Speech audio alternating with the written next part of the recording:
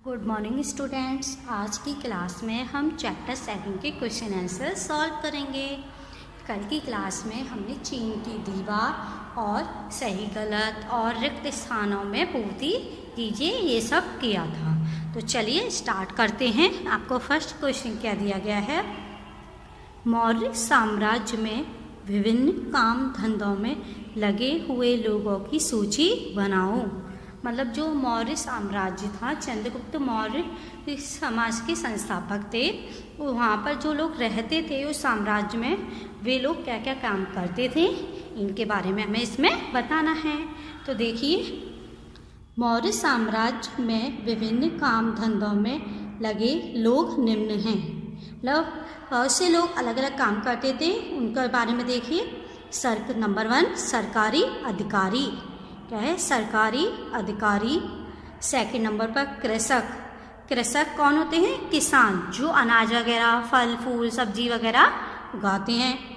Third पशुपालक, क्या है, पशुपालक, मतलब पशुओं को पालने वाले क्या होते हैं, पशुपालक।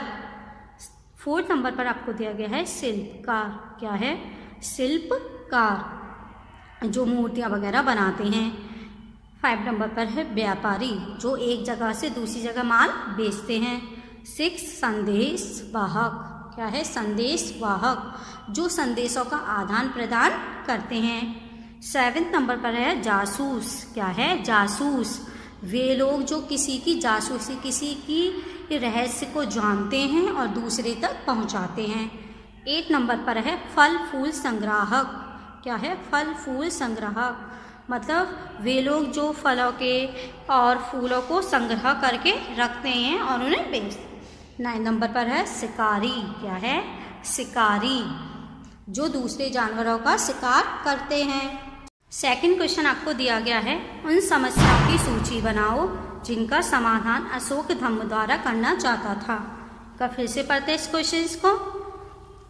उन समस्याओं की सूची बनाओ जिनका समाधान अशोक धम्म द्वारा करना चाहता था।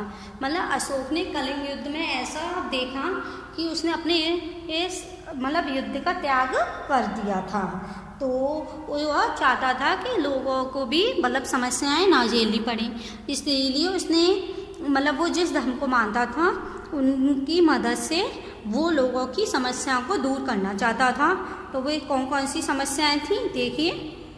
धम्म द्वारा दूर की जाने वाली समस्याएं निम्न हैं। नंबर 1 अलग अलग धर्म को मानने वाले लोगों के बीच आपसी टकराव। मतलब हर राज्य में, हर साम्राज्य में ऐसा होता था कि हर प्रत्येक लोग एक ही धर्म को नहीं मानते थे। कुछ लोग अलग धर्म को मानते थे और तो कुछ लोग अलग धर्म को मानते थे। जब वे अलग अलग धर्म को मानते थे तो उनमें आपस में लड़ाई झगड़ा होता था। मतलब वो उस समस्या को दूर करना चाहता था कि कोई भी एक दूसरे को नीचा नहीं दिखाए। सेकंड पॉइंट, जानवरों की बलि, क्या है, जानवरों की बलि। और मतलब क्योंकि कुछ अनुष्ठान वगैरह होते थे, एक महापूजा वगैरह जो होती थी उसमें जानवरों की बलि दी जाती थी और जानवरों के साथ बुरा व्यवहार किया जाता था। तो वो चाहता था कि मतलब किसी की बलि देकर हम अपना भला कभी भी नहीं कर सकते हैं। थर्ड पॉइंट है आपको, दासों और नौकरों के साथ क्रूर व्यवहार, क्या है, दासों और नौकरों के साथ क्रूर व्यवहार। मतलब वे लोग जो बड़े उच्च पद पर रहते थे या पैसे वाले होते थे, अमीर होते थे, वे अपने घर में या महल में करने वाले लोग, मतलब जैसे जो दास नौकर हैं उनके साथ बहुत बुरा व्यवहार करते थे, क्योंकि वो लोग क्या सोचते थे कि ये हमारे टुकड़ों पर पलने वाले, मतलब एक तरीके से कि वे उन्हें किसी युद्ध में जीतते थे तो इसीलिए वे ये सोचते थे कि हमारी संपत्ति है, हम इनके साथ कुछ भी कर सकते हैं। तो वो इन समस्याओं को दूर करना चाहता था।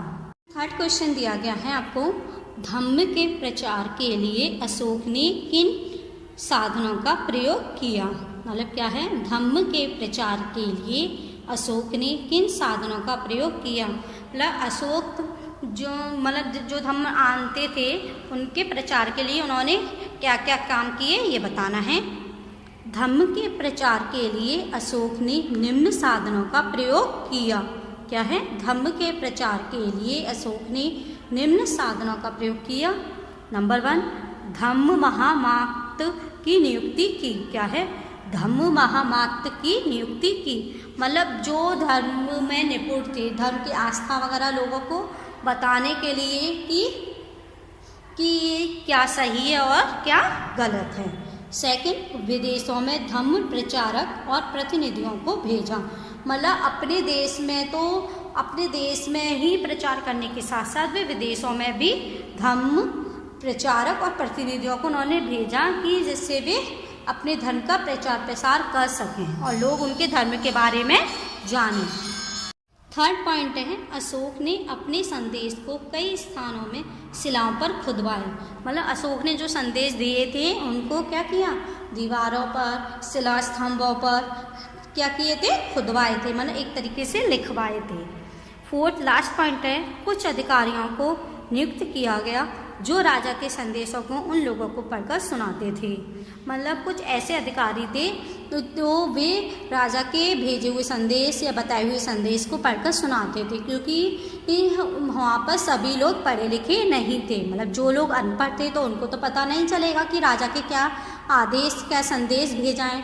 इसीलिए उन्होंने उन अधिकारियों को नियुक्त किया जो उन लोगों को राजा के संदेशों को पढ़कर सुनाते थे। फोर्थ क्वेश्चन दिया गया है, तुम्हारे अनुसार दासों और नौकरों के साथ बुरा व्यवहार क्यों किया जाता होगा? क्या तुम्हें ऐसा लगता है कि सम्राट के आदेशों से उनकी स्थिति में सुधार हुआ होगा? अपने जवाब के लिए कारण बताओ। मतलब जो दास और नौकर थे उनके साथ बुरा व्यवहार किया जाता था, और क्या आपको लगता है कि मतलब सम्राट के आदेशों से उनकी स्थिति में कोई सुधार हुआ होगा? हमें इसका कारण बताना है कि अगर हुआ है तो उसका क्या कारण है। तो देखिए, दासों के साथ बुरा व्यवहार किया जाता था क्योंकि वे प्राय युद्धबंदी या खरीदे हुए स्त्री पुरुष होते थे। ये मैंने अभी आपको बताया था। इनका स्थान वर्ण व्यवस्था में सबसे नीचे होता था, मतलब उन्हें सबसे बुरा माना जाता था क्योंकि वे दूसरे राजा के क्या होते थे, गुलाम होते थे। वहाँ पर काम करने वाले होते थे जिन्हें मतलब कोई दूसरा राजा युद्ध जीत जाता था उससे और उनको ले आते थे, तो और उन्हें इसीलिए सबसे नीचा माना जाता था। इनकी समस्याओं के निराकरण हेतु कोई भी सामाजिक तथा राजनीतिक संगठन नहीं होता था। मतलब इनकी जो समस्याएं होती थी उनको दूर करने के लिए ना ही कोई सामाजिक संगठन था, ना ही कोई राजनीतिक संगठन था जो इनकी समस्या को सुने और उनको दूर करे। सम्राट अशोक के आदेशों से दासों की स्थिति में अवश्य सुधार आया होगा, क्योंकि धम्म के द्वारा दासों की समस्याओं को दूर करने का प्रयास किया गया था। मतलब जो सम्राट अशोक थे उन्होंने दासों के प्रति दया भावना दिखाई थी, है ना, और उन्होंने अपने धम्म के द्वारा उन लोगों की समस्या को दूर करने का प्रयास किया था। लास्ट क्वेश्चन आपको दिया गया है, अगर तुम्हारे पास अपना अभिलेख जारी करने की शक्ति होती तो तुम कौन सी 4 राजाज्ञाएं देते? मतलब अगर हमारे पास कोई भी आदेश जारी करने की शक्ति होती तो हम कौन सी 4 आज्ञाएं देते? तो देखिए, निम्नलिखित राजाज्ञाएं देते। क्या है? निम्नलिखित राजाज्ञाएं देते। नंबर 1, किसी विशेष वर्ण के प्रति भेदभाव नहीं किया जाएगा। मतलब चाहे कोई ऊंची जाति का हो, चाहे कोई नीची जाति का हो, किसी के बीच में भी भेदभाव नहीं किया जाएगा। सेकंड, सभी धर्मों का सम्मान किया जाएगा। चाहे कोई किसी भी धर्म को माने, हमें प्रत्येक धर्म का सम्मान करना चाहिए, किसी भी धर्म के व्यक्ति को नीचा नहीं दिखाना चाहिए। थर्ड है आपको, सभी को समान शिक्षा का अधिकार अवसर दिया जाएगा।